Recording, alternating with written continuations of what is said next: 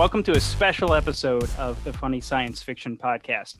We wanted to bring you a highlight of the charity Behind the Red Shirt Widows and Orphans Fund.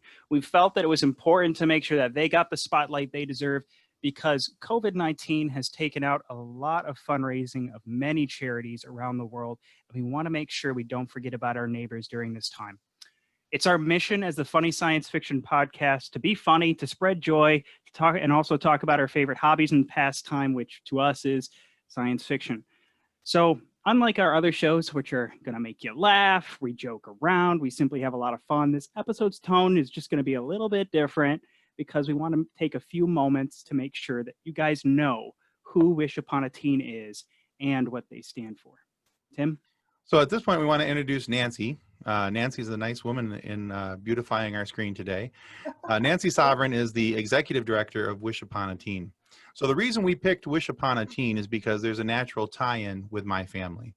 As many of you already know in the group, last year my daughter was diagnosed with a disease called Guillain-Barré syndrome.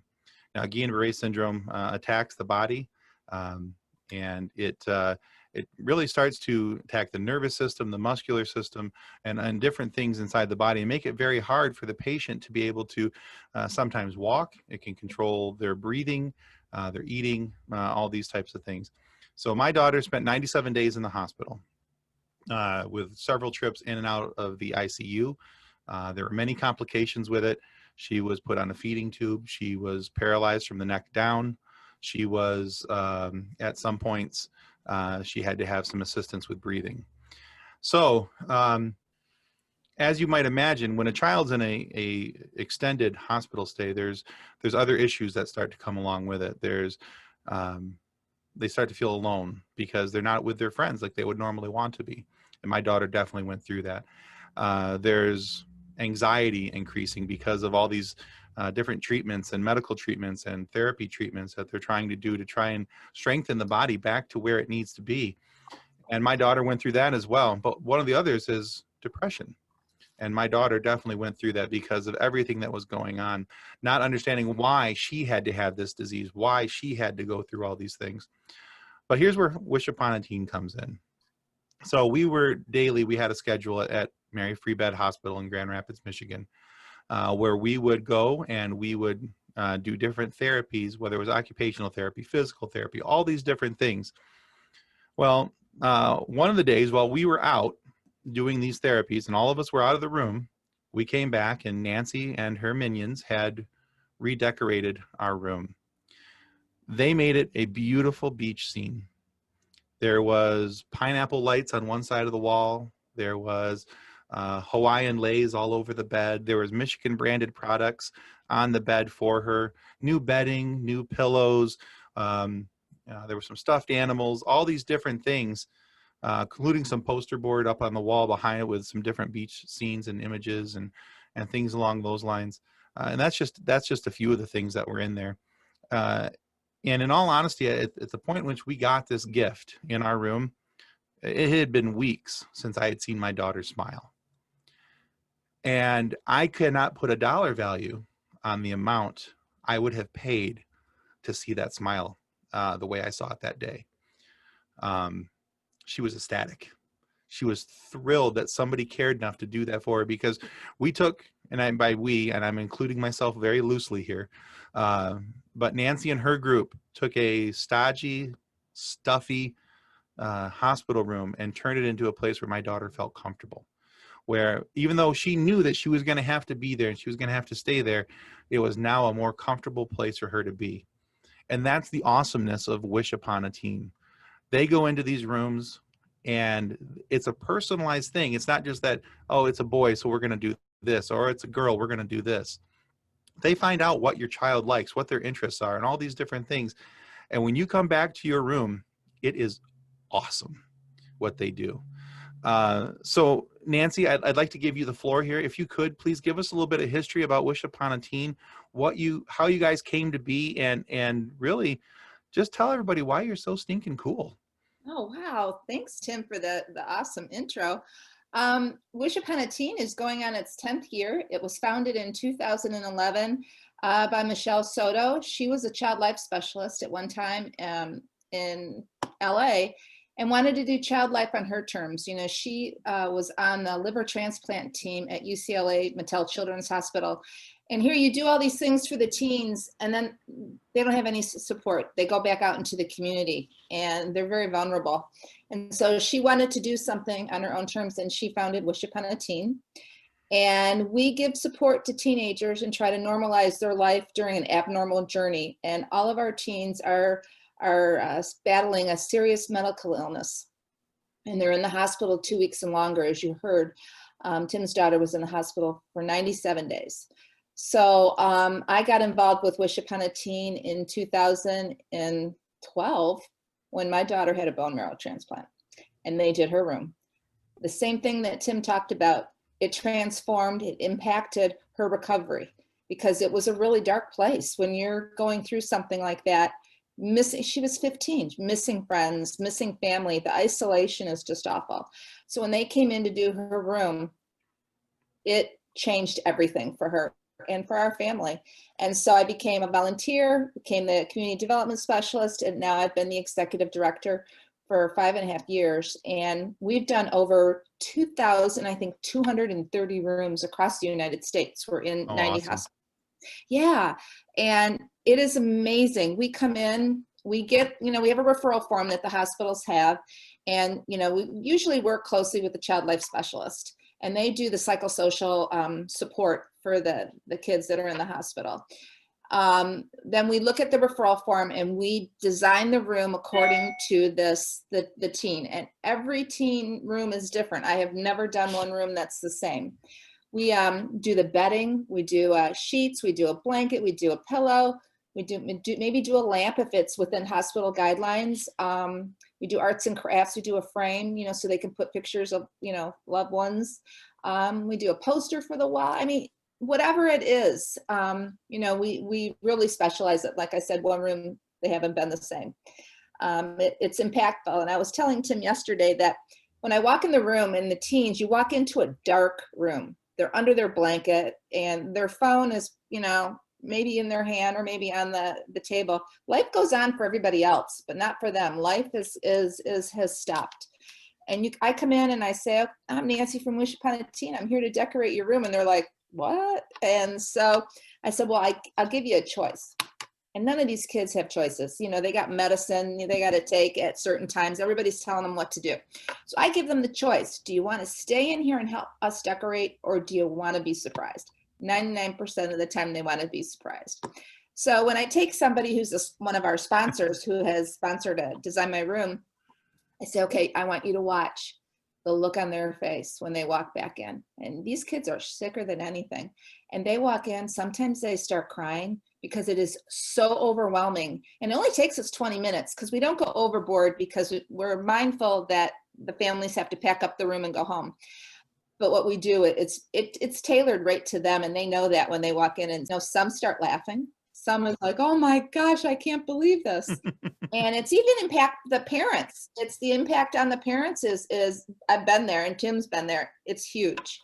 And, my husband and I split the days at the hospital. I did the days, he did the nights, because we have a very big family.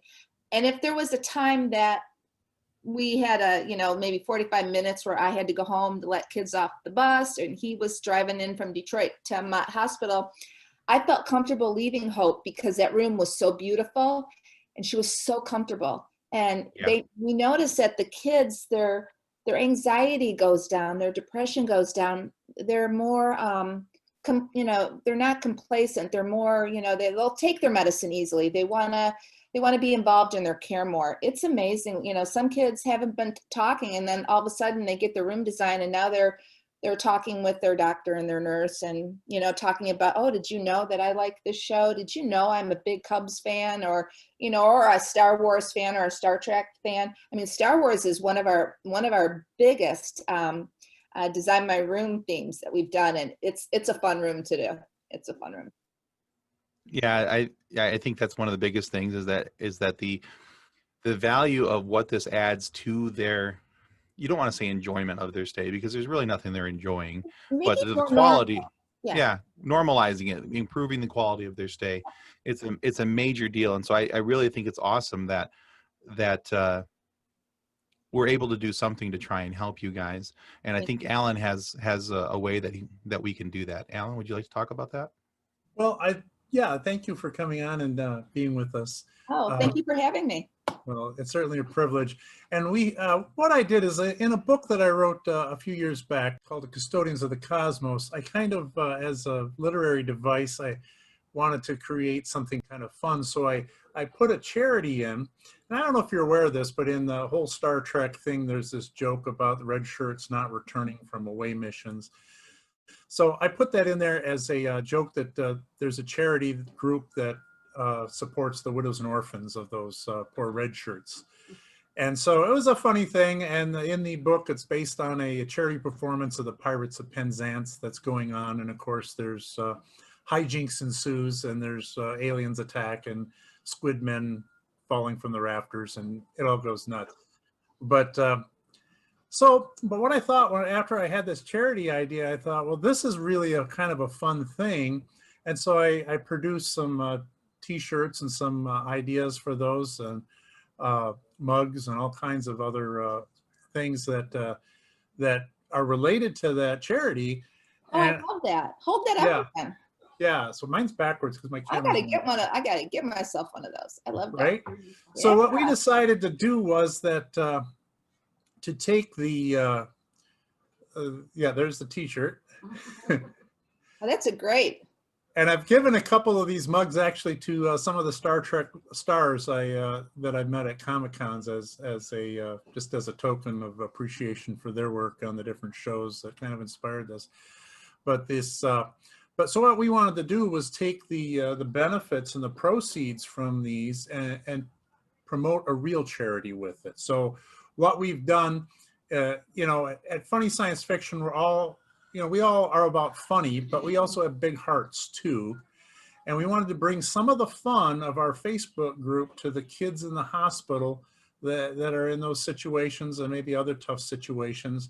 And that's why we've chosen Wish Upon a Teen as our charity for this fall.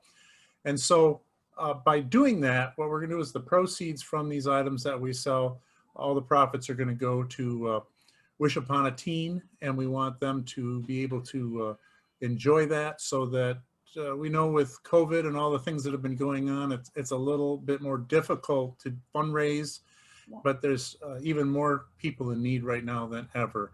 So we just want to do this little thing that we can. We're just a small group. There's 80,000 on our Facebook group, and we thought we would present this to them and allow them to know that they can get some funny stuff, but at the same time promote a worthy charity. Well, thank you so much. As you alluded to, that COVID, has really, nonprofits has really taken a hit, as well as a lot of everybody, everybody has. But the need, we had 4 fundraisers that were postponed or canceled because of, we can't get together. Yeah, and that's like 45 to 50% of our, income. And the need for these teens has increased because they're even more isolated. They can only have one parent that's with them in the hospital, and that has to be that one parent. The one parent can go home, but it has to be that one parent. And so no one else can visit them. So it's been a really difficult time. So what we've been doing is, instead of going in personally to decorate, we've been shipping things right to the hospital, and either the child life specialist or the family will decorate. Or if it's a Michigan-based hospital, I will deliver it to the front door, and the child life specialist will come down and take it, and they decorate the room and send me pictures. But we've tried to keep going, and it's been challenging. But what we do is so important, and these kids, I think, fit right into your what you talk about, because a lot of them, aren't mainstream. They're kind of, this isn't mainstream. And so this is just such a great partnership, and I'm so grateful for this, and it's wonderful. So well, we're happy to be a part of it, and we're happy to be able to try and help you out a little bit. And Alan, we're going to include a link, right? Yeah, there'll be a link. Awesome. To all the products that'll appear on the at the end of this or on the screen. so that they can click on that. And then of course, all the profits from those items will be going to Wish Upon a Teen for this fall. That's And unbelievable. 100%. You know, to your point, you guys don't underestimate the power of really joy, of actually having a joyful spirit. And I want to just say that is one of Funny Science Fiction's core messages right now, is that we just want to spread some joy. We just want to make sure that people can keep laughing, keep having fun, and not taking the situation, so hard on themselves, right? And we just need to keep moving forward with some joy, and we want to make sure we do that. One of the hashtags for Wish Upon a Teen is "Joy is a powerful medicine." It is. Yes, it is, absolutely. There are countless studies on how that actually does help with recovery, with everything. I have heard from so many doctors and so many families and I know from my daughter Hope, like it was pivotal, like what happened that day when her room was decorated. I mean, it was a really tough time in the transplant journey, and it started going back up. I mean, it was amazing. Yeah. And Tim can attest to the same thing, but doctors have said, you know what, my patient hadn't talked in a month. Wow. And as soon as they got their room designed, they started talking, and they were like, conversing. And that, like I said, joy is a powerful medicine, and we just we need to keep pushing that and absolutely, hope and joy and all of that. And this is exactly what this is going to do. And so yesterday, Nancy, just for a little bit of background, Nancy and I talked on my other podcast, Focused on Forward, where we talked about her daughter's journey and everything that happened. Now, at the end of that podcast, we talked about a couple different ways that they can also contribute directly to Wish Upon a Teen. So clearly, we want people to go out and buy this merchandise. We want people to enjoy it, have the laugh with us, because Red Shirts, Widows, and Orphans Fund is a kind of a humorous thing, and we want to have a laugh with it and have some fun with it. But also knowing that it has a very positive side with what the merchandise is going to help fund. Now, a couple of other things that we mentioned yesterday on Focused on Forward was the fact that it cost only $250 to sponsor a room. If you want to donate outright $250 to Wish Upon a Teen, you can go to their website, www.wishuponateen.org, and you can go there and you can donate to that page. You can donate $1, you can donate $250, because even if you're just able to donate $1, it's all going to add up. And so we're, I'm sure that they would be more than happy to accept your $1 donation. Absolutely.